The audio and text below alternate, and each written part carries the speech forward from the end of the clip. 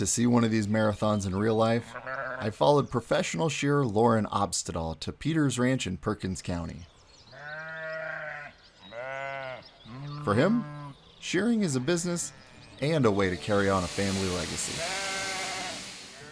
My dad sheared sheep. He'd learned how to shear sheep, and he was making a living on the side as he dairied and ranched as well. And I just was intrigued as a kid and watching my dad. So I learned how to shear there at home, and pretty proud of that. And 35 years later, here I am.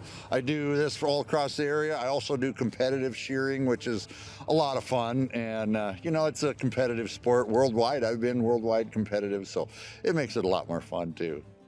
I have been on the machines and the hand blades in the past, but I'm really trying to go for the blades again this year. My great-grandfather used to hand blade, and I never met him. That was a long time ago. It was in the late 1800s. Got some photos of him shearing with the hand blades, and I was intrigued. I said, I want to learn how to do that because it's a thing of the past. One of the oldest specialized occupations on our planet, shearing with hand blades fell out of favor as access to electricity reached more and more ranches in the early 1900s. Essentially two razor-sharp knives held together by a spring, blade shearing is both an art and a sport. You want to do it as quickly as you can and as good. I mean, you want to do a good job and quickly, and that's how they're judged throughout a competition as well. The next World Championships is in 2026 in Masterson, New Zealand. So we're all competing to get onto that team. There's only 2 people in the hand blades and 2 people in the machines and 2 people in the wool handling. And you've seen it all happen here today. Over the next few hours, a few hundred sheep will get their annual cut. One by one, they travel up this ramp to meet a member of Lauren's crew. A few of whom, Taylor, Tadley, and Tyler, happen to be his sons. I don't know if they really had a choice. I've been doing it for so long. A lot of them grew up in it. They didn't know any better, I guess.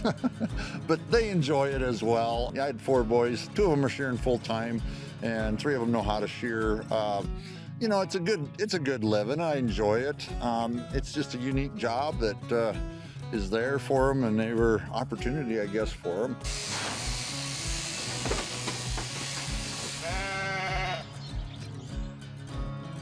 As the crew works their way through the flock, they need to clear their shears of a strange substance that builds up.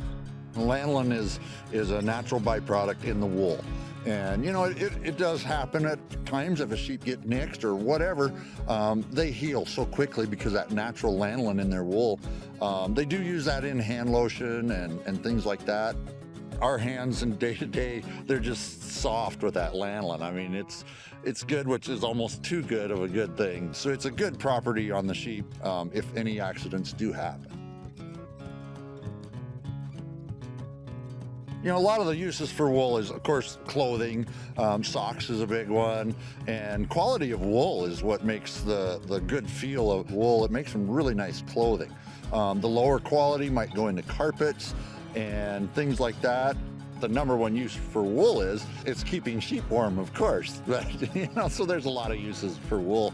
But once you get it off the sheep, it's a really good product. I mean, 10 million sheep can't go wrong. They like it. Yeah, we built this trailer. It works efficient for the ranchers. We pull in, back up to their alley, and everything is in there that we need. And it's the same every day for the shearer, which works good for them. We've got the wool press to make the bales, and the bales are ready to go to market as soon as we leave.